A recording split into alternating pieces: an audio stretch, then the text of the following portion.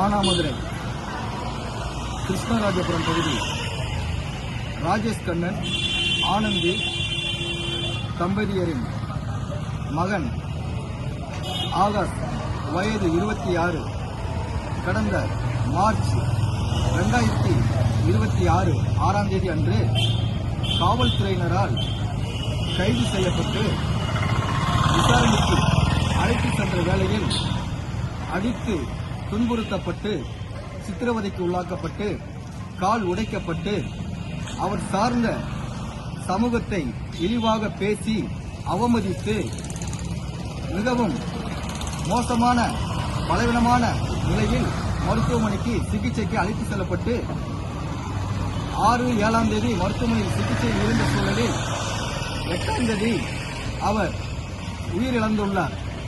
அந்த உயிரிழப்புக்கு காரணம் அவரை சிறைப்பிடித்த காவலர்கள் பல வகையில் தாக்கப்பட்டு துன்புறுத்தப்பட்டு சித்திரவதைக்கு உள்ளாக்கப்பட்டதினால் அவர் உடலில் 28 இடங்களில் கடினமான காயங்கள் இருந்ததாக அந்த விசாரணையில் தெரிய வந்திருக்கிறது. ஆகவே இந்த மரணத்துக்கு காவல்துறையின் துன்புறுத்துதலும் அவர்கள் அடித்து துன்புறுத்தியதனால் ஏற்பட்டதே இந்த மரணம். ஆகவே இது படுகொலை. இந்த படுகொலைக்கு அந்த காவலர்களே குற்றவாளிகள் என்று நீதிபதி அவர்கள் வழக்கு விசாரணையில் தெரிய வந்திருக்கிறது. ஆனாலும் இந்த ஆகாஷினுடைய படுகொலைக்கு காரணமான குற்றவாளிகளான அந்த காவலர்கள் மீது எந்தவித கைது நடவடிக்கைகளோ இல்லை அவர்கள் மீது எந்தவித குற்ற வழக்குகளோ இன்னுவரை பதிவு செய்யவில்லை என்று அவர் சார்ந்திருக்கக்கூடிய அந்த பகுதி மக்கள் ஆகாஷுடைய மரணம் இன்றோட 36 நாட்களை கடந்த அந்த சூழ்நிலையிலும் இன்று வரை அவர் உடல் மதுரை ராஜாஜி அரசு மருத்துவமனையில் தான் இருக்கிறது. அவர் உடல் வாங்கப்படவில்லை. அந்த குற்றவாளிகளான அந்த காவலர்களையும் அவர்கள் இன்றும் கைது செய்யப்படவில்லை. ஆகவே இந்த படுகொலைக்கு காரணமான அந்த குற்றவாளிகளான காவலர்களை கைது செய்தால்தான் ஆகாஷின் உடலை வாங்குவோம் என்று அவர் குடும்பத்தை சார்ந்த உறவுகளான அந்த சமூகத்தினர் இன்று வரை தொடர் போராட்டம் 36 நாள் போராட்டமாக தொடர்ந்து கொண்டிருக்கிறது மானாமதுரை பகுதியில். இது மிகவும் காட்டுமிராண்டித்தனமாக இருக்கிறது. ஒரு ஜனநாயக நாட்டில் கடந்த நாட்களில் கூட காவல்துறையினருடைய அத்துமீறல்களால் இதே மானாமதுரை திருப்புவனம் பகுதியில் அஜித்குமார் என்கிற காவலாளி என்னும் வாலிபர் படுகொலை செய்யப்பட்டு அது இன்று வரை ஒரு துயரமான ஒரு சூழல் தான் காட்சியளிக்கப்படுகின்றன. கடந்த வாரத்தில் கூட 2020ஆம் ஆண்டு சாத்தான்குளத்தில் தந்தை மகனான ஜெயராஜ் பெனிக்ஸ் காவல்துறையினரால் அடித்து துன்புறுத்தப்பட்டு படுகொலை செய்யப்பட்டதற்காக கடந்த வாரத்தில்தான் நீதிமன்றத்தின் மூலம் அவர்களுக்கு நீதிபதி அவர்களால் மரண தண்டனை உட்பட ஆயுள் தண்டனை விதித்தார்கள்.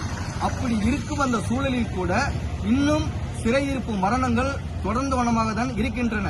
குறிப்பாக ஒடுக்கப்பட்ட சமூகத்தை சார்ந்திருக்கக்கூடிய வளர்ந்து வரும் அடுத்த தலைமுறைகளான இளைஞர்களை அவர்களுடைய வளர்ச்சியை தடுக்கும் விதமாகவும் அவருடைய கல்வி வேலைவாய்ப்பு முன்னேற்றத்தை அவர்கள் தடுக்கும் விதமாகவும் குறிவைத்து அவர்கள் இது போன்ற வேலைகளை செய்வதாக இப்பகுதியை சார்ந்திருக்கக்கூடிய மக்கள் தன்னுடைய புகாராக வெளிப்படுத்திக் கொண்டிருக்கிறார்கள்.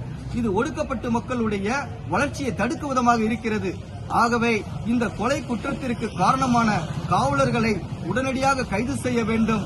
மேலும் இது போன்ற அசம்பாவிதங்கள் எந்தவித இளைஞர்களுக்கும் எந்தவித சமூகத்தினர்களுக்கும் இந்த மாதிரி ஒரு பெரும் அசம்பாவிதம் நடக்காமல் இருக்கும் வகையில் அரசும் காவல்துறையும் உரிய நடவடிக்கைகளை எடுக்க வேண்டும் என்பதை இந்த மக்கள் போராட்ட குழுவினரின் சார்பாக காந்தியவாதி சசி பெருமாள் ஆதரவு மது ஒழிப்பு போராளிகள் சார்பாக வலியுறுத்துகிறோம். மேலும் இந்த பிரச்சனைக்கு காரணத்தினுடைய ஆணிவராக இருப்பது என்னவென்றால் இந்த பகுதியில் கள்ளத்தனமாக மது பாட்டில்களும் மற்றும் போதைப் பொருட்களும் இந்த பகுதியில் சமூக விரோதிகளால் விற்கப்படுகின்றன. அதை தடுக்கும் விதமாக ஆகாஷ் என்ற வாலிபர் இந்த பகுதியில் நீங்கள் விற்கக்கூடாது, இதனால் இந்த பகுதியில் இளைஞர்களுக்கும் பல குடும்ப பெண்களுக்கும் பல குடும்பத்தினர்களுக்கும் பலவித பிரச்சனைகளும் பலவித சண்டை சச்சரவுகளும் வருகிறது. ஆகவே இந்த பொருட்களை நீங்கள் விற்கக்கூடாது என்று அவர்களை தடுத்திருக்கிறார், எதிர்த்து கேள்வி கேட்டிருக்கிறார். ஆனால் இந்த சமூக விரோத செயல் செய்த அந்த குற்றவாளிகளை போதைப் பொருட்கள் விற்றவர்களையோ மதுப்பாட்டில் விற்றவர்களையோ கைது செய்யாமல் இதற்கு எதிர்த்து கேள்வி கேட்ட அந்த ஆகாஷின் மீது பொய் வழக்குகள் தொடுக்கப்பட்டு கஞ்சா வைத்திருந்ததாக அவரை இதற்கு முன்னால் காவலர்களால் கைது செய்யப்பட்டு அது நீதிபதி அவர்கள் இது பொய் புகார் என்று அவரை விசாரணைகள் தெரிய வந்து அவரை விடுவித்திருக்கிறார்.